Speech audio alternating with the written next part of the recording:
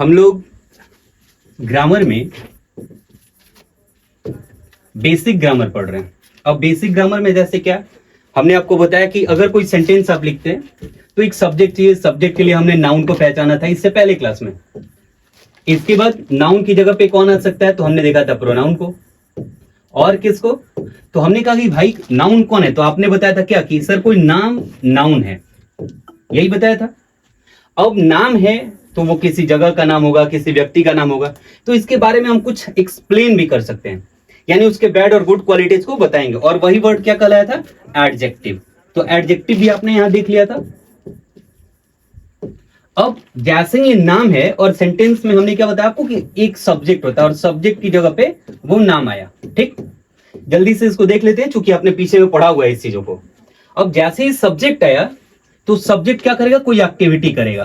अब जब कोई एक्टिविटी करेगा तो वही एक्टिविटी क्या कहलाएगा, वर्ब कहलाएगा। तो आपने क्या देखा था कि सर जो सब्जेक्ट एक्टिविटी करता है वही क्या कहलाता है, वर्ब कहलाता है। अब वर्ब में आपने क्या देखा था कि सर वर्ब दो तरीके का हो सकता है, यानी कोई काम दो तरीके का हो सकता है। जैसे स्टैटिक यानी कि जिसमें बहुत ऊर्जा का खपत नहीं हो रहा है, और एक डायनेमिक जिसमें ऊर्जा का खपत हो रहा है। जैसे आप कोई बात सोच रहे हैं, नॉर्मली आप चुपचाप बैठे हैं फिर भी उन चीजों को सोच सकते हैं, तो वहां क्या है कि आप स्टैटिक पोजीशन में, यानी कि आपको अगर कोई देख करके कहे तो क्या कहेगा कि आप एक जगह पे स्थिर हैं। स्टैटिक वर्ब हो गया। स्टैटिक वर्ब क्या बताया था मैंने आपको कि जो भी इसके ऊपर आप कर रहे हैं, जैसे सोच रहे हैं, सो रहे हैं, तो इन सभी चीजों को आप स्टैटिक वर्ब में लेंगे। आफ्टर दैट डायनेमिक, जिसमें आपका हाथ पैर चल रहा है, जिसमें आपको मोशन में दिख रहे हैं, ये सभी चीजें क्या हो जाती थी, डायनेमिक। जैसे मैं कहीं जा रहा हूं तो इसमें क्या है, मेरी बॉडी का मूवमेंट हो रहा है, तो ये सभी वर्ब हो गए डायनेमिक। हालांकि ये तो बेसिक चीजें हैं जो मैं आपको बता रहा। ठीक, अब आगे हम क्या देखते हैं कि जैसे आपने कहा कि सर नाउन के बारे में जो बता रहा है उनको हम कह रहे हैं एडजेक्टिव। और पार्ट्स ऑफ स्पीच में आप ही ने इधर बताया था कि नाउन पढ़ने के बाद, प्रोनाउन पढ़ने के बाद, फिर एडजेक्टिव पढ़ने के बाद वर्ब, और वर्ब को क्वालिफाई कराने का, या फिर ऐसे समझिए कि वर्ब के बाद हमको एक टॉपिक मिलेगा एडवर्ब। अभी हम लोग एडवर्ब का ही बेसिक सीखने जा रहे हैं और आज का क्लास यहीं से शुरू हो रहा है। ठीक, तो आइए यहां पे लिखते हैं एडवर्ब और आज का क्लास शुरू करते हैं।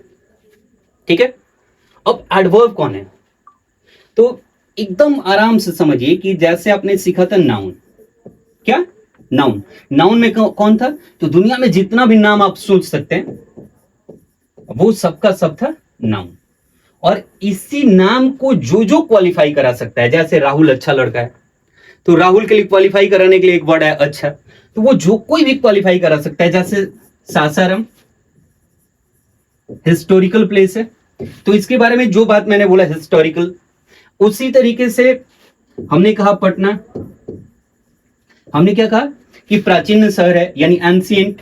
तो इस तरीके के जितने वर्ड आ रहे हैं, जैसे इंडिया, इंडिया के लिए अगर कहा जाए तो क्या कह सकते हैं कि हमारे पास कल्चरल हेरिटेज है। ठीक, यानी कि एक सांस्कृतिक देश भी है, एक धार्मिक देश भी है, इस तरीके का बात हम यूज कर सकते हैं। ये सब क्या हुआ, इंडिया यानी एक नाम, और उसको क्या करा, क्वालिफाई कराने का, उसके बारे में एक्सप्लेन करने का, उसके बारे में चीजों को इंफॉर्मेशन देने का जो काम कर रहा है वो सब किया एडजेक्टिव। एडजेक्टिव ही क्यों बोल रहे हैं, क्योंकि जितने भी वर्ड्स हमने अभी तक आपके सामने बोले वो सबके सब क्या थे, एक नाम थे। और दुनिया का कोई भी नाम क्या होगा, नाउन। ठीक, अब हम बढ़ते हैं एडवर्ब की तरफ। तो एडवर्ब में क्या करना है, तो नाउन को छोड़ के, किसको, नाउन को। नाउन को क्यों, क्योंकि वो एक नाम है और उसको क्वालिफाई कराने का काम करता है एडजेक्टिव। तो नाउन को छोड़ करके बाकी प्रोनाउन। अब प्रोनाउन कौन है, पहले इसको भी समझ लेते हैं। तो आपने पिछले क्लास में सीखा था क्या कि सर नाउन और प्रोनाउन दो नहीं है, जैसे एक व्यक्ति का दो नाम होता है, ठीक, वैसे ही नाउन और प्रोनाउन है। प्रोनाउन का कोई भी एक्टिविटी नाउन से अलग नहीं है सर। तो है क्या सर, तो सर ऐसा है कि जो जो काम नाउन करता है वही काम प्रोनाउन करता है। बस अंतर ये है कि जैसे हमको बोलना है कि राम के पापा ईमानदार हैं, राम बाजार जा रहा है, राम राहुल का दोस्त है, तो जो बार बार राम बोल रहे हैं इसके जवाब पे एक वर्ड आ जाता है सर, क्या? ही। और बार बार ही भी नहीं लिखते हैं। प्रोनाउन की खूबसूरती यही है कि जगह के अनुसार अपना स्वरूप बदलेगा। कैसे? जैसे ही सब्जेक्ट की जगह पे, ऑब्जेक्ट की जगह पे हिम। अगर कहीं पोजीशन दिखाना होगा, जैसे राम की किताब का नाम है तो राम्स बुक है या फिर द बुक ऑफ राम है। लेकिन अगर राम की किताब को हम बार बार राम की किताब ना करके अगर बोलते हैं उसकी किताब, तो क्या बोलते हैं? His book. तो देखिए, ही जगह के अनुसार सब्जेक्ट की जगह पे ही, ऑब्जेक्ट की जगह पे हिम, और कहीं अगर उसको अपना पोजीशन यानी अधिकार दिखाना है तो हिज। लेकिन वही अगर हम नाउन यूज करते तो यहां भी राम ही लिखना पड़ता, यहां भी राम ही लिखना पड़ता, और यहां भी राम ही लिखना पड़ता पहला वर्ड। तो इन्हीं तरह के रिपीटिशन की वजह से सेंटेंस हमारा थोड़ा अच्छा नहीं लगता, या फिर हमको ऐसा लगता है कि हमको वर्ड आते ही नहीं है। तो इन्हीं खूबसूरती को बढ़ाने के लिए हमने एक वर्ड यूज करा, प्रोनाउन। देखिए, सभी जगह अलग अलग वर्ड्स लेकर के। और सबसे बड़ा खासियत क्या है कि यहां अगर हम बहुत अच्छे जानकार हैं तब तो हमारे लिए ठीक है कि हमको पकड़ में आ जाएगा, यहाँ सब्जेक्ट है, यहाँ ऑब्जेक्ट है, यहाँ पोजीशन है। लेकिन अगर हम कम जानते हैं तो वैसी स्थिति में ये ऐसे वर्ड्स हैं जिनको देख करके हम आसानी से समझ सकते हैं क्या, कि यहाँ पे हमारा फॉर्मेट सब्जेक्टिव है, यहाँ ऑब्जेक्टिव है, और यहाँ पॉजेसिव है। तो ये सारा काम नाउन के बदले में कौन करता है? प्रोनाउन। तो एक चीज तो आपने सीखा क्या, कि सर जो एडवर्ब है, क्या जो एडवर्ब है ये नाउन और प्रोनाउन को क्वालिफाई नहीं करा रहा होगा सर। किसको किसको? नाउन और प्रोनाउन को। क्यों? क्योंकि सर अभी अभी हमने देखा कि नाउन और प्रोनाउन को क्वालिफाई कराने का जो काम है वो किसका है सर? एडजेक्टिव का है। किसका है? एडजेक्टिव का है। क्लियर? अब नाउन और प्रोनाउन का को क्वालिफाई कराने का काम किसका है? सॉरी, यहां पे एडजेक्टिव कर लेंगे। किसका है? एडजेक्टिव का है। अब इसके बाद और कौन कौन से पार्ट्स ऑफ स्पीच होते हैं? आपने कहा सर एडजेक्टिव होता है, और बताइए। आपने कहा कि सर वर्ब होता है, और बताइए। आपने कहा सर एडवर्ब होता है, और आगे आपने कहा सर प्रीपोजिशन भी आपने बताया था, प्रीपोजिशन होता है। हमने कहा कोई और? आपने कहा हाँ सर कंजंक्शन भी होता है, और कंजंक्शन की स्पेलिंग मैंने पिछली बार भी आपसे पूछी थी, इस बार भी ध्यान रखेंगे, ठीक। और इसके बाद एक सेंटेंस होता है जिसको हम इंटरजेक्शन बोलते हैं, ठीक। तो इतने सारे पार्ट्स ऑफ स्पीच अभी बचे हुए हैं, और इन सभी को मिला देने से जो लिख पाते हैं हम लोग, वो क्या लिख पाते हैं? तो एक सेंटेंस लिखते हैं। क्या लिखते हैं? सेंटेंस। इन्हीं सब की सहायता से एक सेंटेंस हम बनाते हैं। तो ये भी एक हो गया। अब ध्यान देंगे, लगभग चीजें आपके सामने लिखी जा चुकी हैं, और एडजेक्टिव दिख रहा है, वर्ब दिख रहा है, एडवर्ब दिख रहा है, प्रीपोजिशन दिख रहा है, कंजंक्शन दिख रहा है, इंटरजेक्शन दिख रहा है, और इन सभी को मिला करके सब्जेक्ट, वर्ब, एडवर्ब जो भी हैं, इन सबको मिला करके इन्हीं की सहायता से हम लिखते हैं सेंटेंस। इन्हीं लोगों को जितने भी इधर दिख रहे हैं, जिनकी भी बाउंड्री बन रही है, इन सबको क्वालिफाई कराने का इकलौता काम है किसका?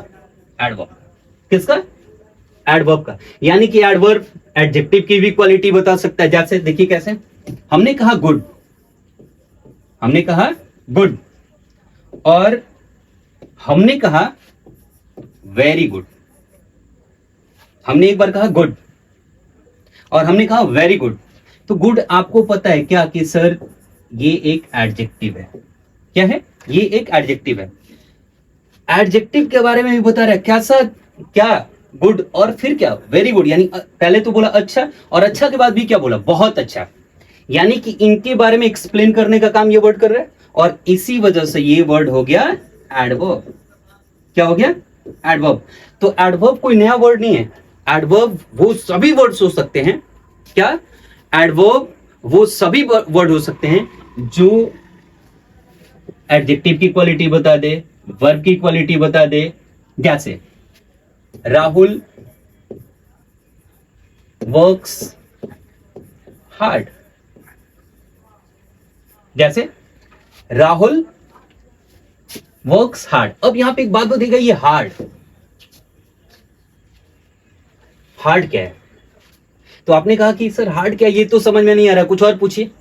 हमने कहा एक बात और बता दो, ये हार्ड किसके लिए आया है, इस हार्ड का यहाँ पे काम क्या है। जैसे हमको पता चल रहा है क्या कि राहुल सिर्फ सब्जेक्ट है, सब्जेक्ट है तो कोई काम करने के लिए आया, ये हमको समझ में आ रहा है। हार्ड क्यों आया, अब इसको मैंने पूछा अच्छा चलो वो समझ में नहीं आ रहा, वर्ब के बारे में बता दो। तो आपने कहा कि सर जो राहुल की एक्टिविटी है यही ये वर्ड है और ये वर्ब है, इतना समझ में आ रहा है। आपने कहा सर ये भी समझ में आ रहा है, ये भी समझ में आ रहा है, ये क्या है। तो हमने आपको बहुत आसान तरीके से बताया कि अगर लग रहा हो कि ये क्वालिटी बता रहा है किसी का, अच्छा या बुरा, तो आप क्या करेंगे, समझेंगे कि वो या तो एडजेक्टिव हो सकता है या फिर एडवर्ब हो सकता है। क्या हो सकता है, या तो एडजेक्टिव या तो एडवर्ब, इतना तक दिक्कत नहीं। अब हमने आपको एक बात बोला था कि देखिए अगर ये एडजेक्टिव होगा तो अपने बाद एक नाउन जरूर लेगा। क्या, अगर ये एडजेक्टिव होगा, अगर ये एडजेक्टिव होगा तो अपने बाद एक नाउन जरूर लेगा, अपने बाद एक नाउन जरूर लेगा। और अगर नाउन नहीं ले रहा है, किसी किसी केस में नहीं लेता है, तो उस स्थिति में ये वर्ड एडजेक्टिव का जो होता है वो खुद नाउन की तरह बिहेव करता है। क्या करता है, नाउन की तरह बिहेव करता है। यानी कि वो नाउन की तरह बिहेव करने का मतलब क्या, कि वो किसी व्यक्ति की तरह बिहेव करेगा, किसी वस्तु की तरह बिहेव करेगा। ठीक, यहां पर तो ऐसा कुछ हो नहीं रहा। अब क्या करेंगे, तो हमने देखा कि सर हार्ड जो है ना वो इसके लिए लग रहा है क्या है, जैसे क्या, इसको पढ़ के देखते हैं, राहुल वर्क्स हार्ड, यानी राहुल कठिन परिश्रम कर रहा है। तो कठिन क्या कर रहा है, काम, परिश्रम। तो हमने देखा क्या कि सर ऐसा है कि मुझे जहां तक समझ में आ रहा है कि वर्क जो वर्ड है उसके लिए ये हार्ड आया हुआ है। जैसे हम अपने लैंग्वेज बोलते हैं ना हार्ड वर्क, तो हार्ड वर्क बोलते हैं ना, तो ठीक उसी तरीके से हमको समझ में आ रहा है सर ये जो वर्क है इसी के लिए यहां पे ये हार्ड आया हुआ है।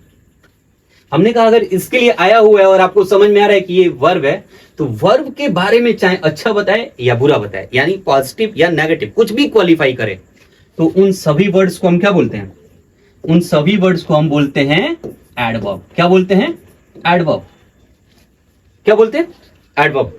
तो अभी देखिए, अभी बहुत सारी चीजों को आपको थोड़ा सा समझने का प्रयास भी करना है। क्या कि अभी मैं आपको एडवर्ब पढ़ा नहीं रहा हूं, क्या ऐसा किसी को नहीं सोचना है कि मैं एडवर्ब आपको पढ़ा रहा हूं और इतना जल्दी से सब कुछ निकल गया, एडवर्ब समझ में आया नहीं आया या फिर इतना ही होता है। हम आपको एडवर्ब का बेसिक समझा रहे हैं। बेसिक समझाने में भी क्या सिर्फ समझा रहे हैं कि आपको यह पता चले कि एडवर्ब कौन हो सकता है, एडवर्ब कैसा दिखता है। सेंटेंस देखते ही हम जैसे नाउन समझ जा रहे हैं, प्रोनाउन समझ जा रहे हैं, वर्ब समझ जा रहे हैं, एडजेक्टिव समझ जा रहे हैं, वैसे ही एडवर्ब सिर्फ सेंटेंस में आपको ढूंढने आना चाहिए। इस क्लास का इतना ही उद्देश्य है मेरा, बाकी कोई उद्देश्य नहीं है। तो अब देखिए एक बात और बताते हैं, जैसे हमने लिखा था पिछले सेंटेंस में हार्ड, एक वर्ड यूज किया था हार्ड, एक वर्ड और यूज करते हैं इसी के जैसा है हार्डली। लेकिन इसको यूज करने से पहले एक नया पेज लेते हैं और आपको एक छोटा सा इंटरेस्टिंग बात बताते हैं।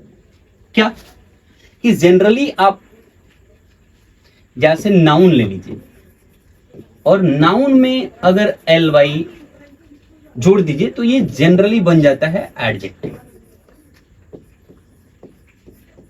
एडजेक्टिव जैसे बहुत छोटा सा वर्ड लेते हैं लव, कौन सा नाउन है इतना तो पता होगा सबको,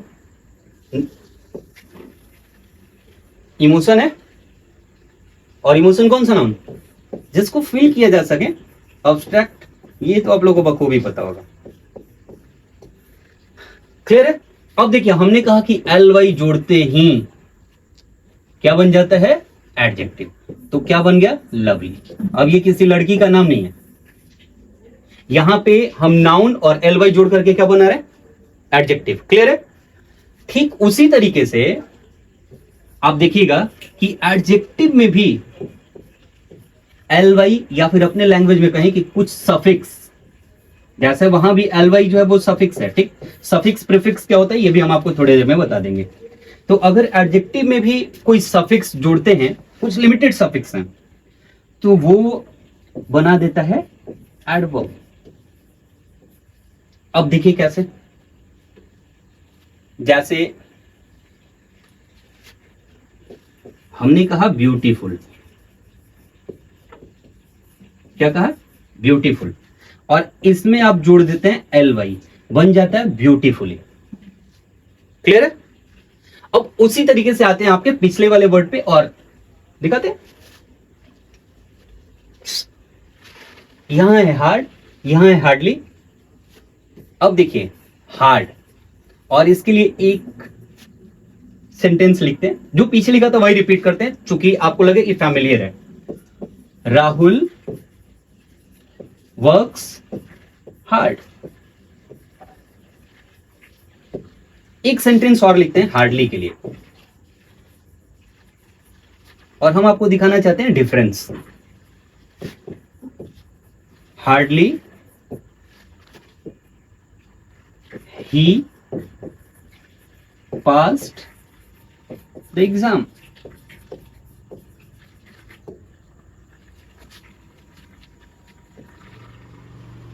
दो सेंटेंस आपके सामने हैं।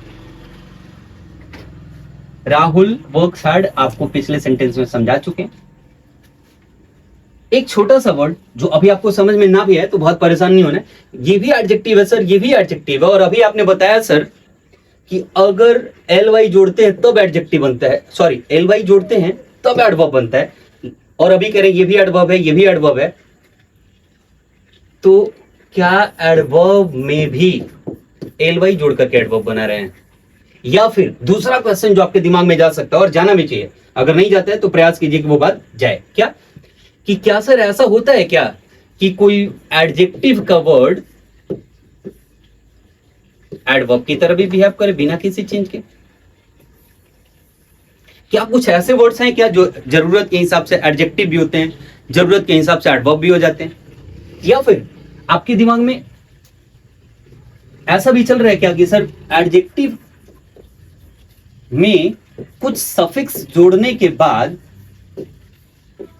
आपने बताया था, थोड़ा थोड़ा याद आ रहा है सर, कि एडजेक्टिव में कुछ सफिक्स जोड़ने के बाद वो अब्स्ट्रैक्ट नाउन भी हो जाता है।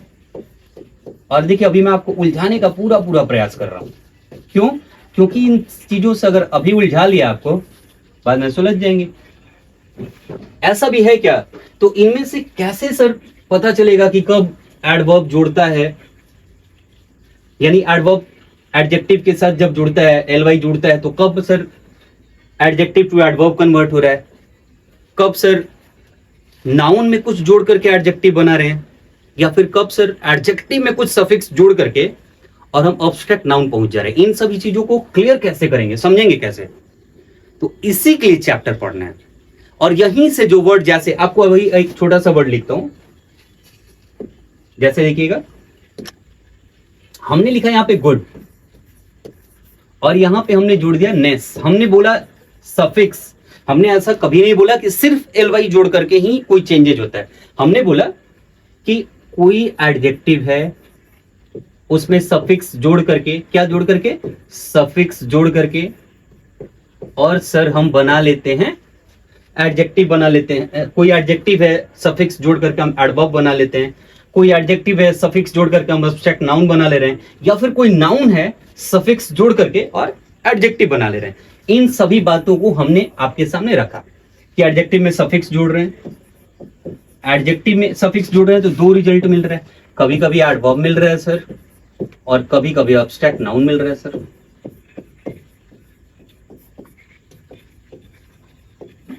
और क्या आपने देखा कि सर एक चीज और भी हो रहा है। हमने पूछा क्या? तो सर नाउन में अगर सफिक्स जोड़ रहे हैं तो एडजेक्टिव मिल रहा है सर। तो ये तो सर समझ जाएंगे हम लोग, चूंकि नाउन देखेंगे, नाउन समझ में हमको आता है, क्योंकि ये नाउन सिर्फ नाउन जैसा दिखता है, नाउन के जैसा दूसरा कोई नहीं दिखता। तो यहां तो सर दिक्कत नहीं है, यहां से एडजेक्टिव पकड़ना हमारे लिए आसान है। लेकिन दिक्कत कहां है सर? तो दिक्कत है सर कि एडजेक्टिव में जो सफिक्स जोड़ करके कभी आप एडवर्ब बना दे रहे हैं और कभी आप एब्स्ट्रैक्ट नाउन बना दे रहे हैं। तो ऐसा क्या फिक्स कोई पैटर्न है कि एडजेक्टिव के साथ ये और ये सफिक्स जुड़े तो एब्स्ट्रैक्ट नाउन बनेगा, और ये वाला अगर सफिक्स जुड़े तो एडवर्ब बनेगा? तो बिल्कुल जब हम एडवर्ब चैप्टर को देखेंगे तो इन्हीं सभी चीजों पे एक्सप्लेन डिस्कशन करेंगे, और जितने भी आपके डाउट्स हैं जो आपको हिट करता है, उन सभी डाउट्स पे ही काम करने के लिए हम आपको क्या कर रहे हैं, पहले पहचान करा रहे हैं कि देखो ऐसा दिखता है नाउन, ऐसा दिखता है प्रोनाउन, ये हो सकता है एडजेक्टिव, ये हो सकता है वर्ब, ऐसा दिखता है एडवर्ब। तो इन्हीं सभी चीजों पे काम करने के लिए हम आपके साथ इन सभी चैप्टर का बेसिक डिस्कशन कर ले रहे हैं। और एडवर्ब में जो चीजें आपको मुझे समझाना था बस इतना सा कि एडवर्ब एक ऐसा वर्ड होता है, एक ऐसे क्वालिफाइंग नेचर का वर्ड है जो किसी एडजेक्टिव को क्वालिफाई कराएगा, वर्ब को कराएगा, एडवर्ब को कराएगा, या फिर किसी सेंटेंस को कराएगा। किसको? किसी सेंटेंस को कराएगा। अब सेंटेंस को कराएगा जैसे कैसे सर? तो अभी एक सेंटेंस आपने देखा, यहां पे देखिएगा ध्यान से अगले लाइन में, hardly he passed the exam, और वर्ब को क्वालिफाई कराएगा। यहां देखिए कैसे, राहुल वर्क्स हार्ड। राहुल बहुत कठिन परिश्रम करता है या कठिन परिश्रम करता है, जो भी समझ लीजिए। Hardly he pass the exam. तो एक बात मुझे इतना सिर्फ समझाइए कि ये वाला जो लाइन आपको इतना सा दिख रहा है इधर, जिसको मैं अभी क्या कर दिया, गोल गोल घेरा लगा दिया इधर, ये वाला जो सेंटेंस दिख रहा है बस इतना समझाइए कि क्या ये अपने आप में एक कंप्लीट मीनिंग देने वाले वर्ड का कलेक्शन है कि नहीं। क्योंकि हम सेंटेंस किसको कहते हैं? तो कहते हैं कि सर कुछ वर्ड्स होंगे जिनको हम अरेंज कर देंगे एक सीक्वेंस में, और ग्रामर अगर उसका सही सही मीनिंग दे रहा है, वो मीनिंगफुली है सर, तो वो सेंटेंस है। तो एक बात बताइए, ये आपको एक सेंटेंस लग रहा है कि नहीं लग रहा है? जैसे ही पास द एग्जाम, उसने एग्जाम पास किया, इसमें सब्जेक्ट होना चाहिए, सब्जेक्ट है, वर्ब होना चाहिए, वर्ब है, और कहां काम हुआ उसके लिए एक ऑब्जेक्ट भी है। तो सर ये कंप्लीट मीनिंग दे रहा है, इतने वर्ड्स का कलेक्शन एक कंप्लीट मीनिंग दे रहे हैं। तो मेरे समझ से ये एक सेंटेंस है, ऐसा आप कह रहे हैं। हमने भी कहा कि जब आप कह रहे हैं तो आपकी बात मान लेते हैं। अब क्या होगा फिर, ये क्यों आया सर? तो यही तो एडवर्ब है। जैसे होता है ना, बिन बुलाए मेहमान का आना, और आकर के अपने इंपॉर्टेंस बता देना। आए तो भी ठीक और ना आए तो भी ठीक। जैसे शादी और उसमें दुल्हन है, शादी पूरा बर्बाद, लेकिन शादी है, दूल्हे का दोस्त नहीं है, तो बहुत ज्यादा असर उस शादी पे पड़ना नहीं है। आ गया तो भी अच्छा, आएगा तो अपना कर्तव्य दिखाएगा, और अगर नहीं आया तो भी शादी तो हो ही जानी है। ठीक उसी तरीके से है यहां पर एडवर्ब इस सेंटेंस में, क्या आएगा तो एक अलग मीनिंग दे के जाएगा, नहीं आएगा तो ये अपने आप में कंप्लीट मीनिंग है। जैसे hardly he pass the exam, इसका मतलब क्या कि hardly he pass the exam, जैसे तैसे उसने एग्जाम पास किया। अब एक बात देखिएगा कि जब हम एडवर्ब में ही आगे बढ़ेंगे तो कुछ एडवर्ब ऐसे होंगे, जैसे देखिए हार्ड, ये अगर हम आप अपने घर पे कहिए कि पापा मैं बहुत हार्ड वर्क कर रहा हूं, पापा खुश, लेकिन कहिएगा पापा hardly I reached the station,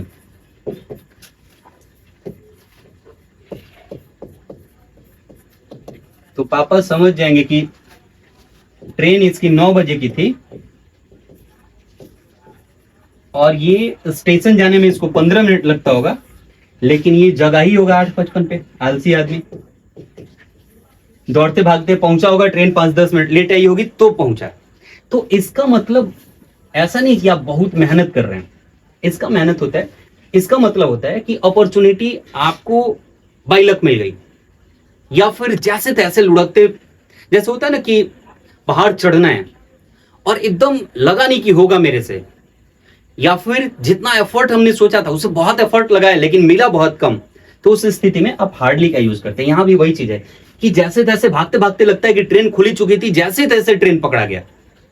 तो इस तरीके से ये जो वर्ड है एडवर्ब का, ये एक नेगेटिव मीनिंग देने वाला वर्ड है। और ऐसे बहुत सारे वर्ड्स हैं जिन पर हम बातचीत करेंगे आपके साथ कि कब इस वर्ड का यूज कहां होगा, सेंटेंस में कहां इसका जगह हो सकता है। और अपने साथ, जैसे आपने क्या पढ़ा कि सर एडवर्ब कंजंक्शन को भी क्वालिफाई कराता है, तो अपने साथ किस कंजंक्शन को लेकर के आएगा, और इससे तमाम एरर्स हम आपको दिखाएंगे जो आपके एग्जाम में पूछे हुए हैं। और यहां इस चैप्टर के साथ आपके साथ बहुत सारे क्वेश्चन भी डील करने जा रहे हैं। अभी तो हमने इस चैप्टर का एक फॉर्मेट आपके सामने रखा है, क्या कि आपको एडवर्ब पहचानने आ जाए। बाकी 1-2 क्लास और जहां प्रीपोजिशन कंजंक्शन पे बात होगी, और इसके बाद आपको सीरीज आपका स्टार्ट करेंगे प्रॉपर सेंटेंस के साथ, और वहां से आपको मजा आएगा कि आप अब चैप्टर सीखना शुरू करेंगे। तो 1-2 वीडियो और अपने साथ बने रहना, और इसके बाद सीधे चैप्टर की तरफ मूव करेंगे। और एक चीज और कि अभी 12th का एग्जाम भी आने जा रहा है, तो वैसे स्थिति में हम आपके लिए इंग्लिश का जो भी टॉपिक है सीरीज वाइज एकदम क्लास 1 से, यानी शुरू से एकदम से चैप्टर 1 से एकदम शुरू करेंगे, और एक एक चीज उसका तोड़ के, जैसे कि आपको अगर एग्जाम हॉल में बैठिएगा तो उससे उस चैप्टर से रिलेटेड चाहे क्वेश्चन आए या फिर प्रोवर्ब्स आए या फिर कोई भी वर्ड्स आए, उस तरीके से उसका सिनोनिम्स है, उन सभी चीजों पे काम करते हुए एकदम सीक्वेंस वाइज उस चैप्टर को आपके साथ डील करेंगे। थैंक यू, फिर मिलते हैं अगले वीडियो में।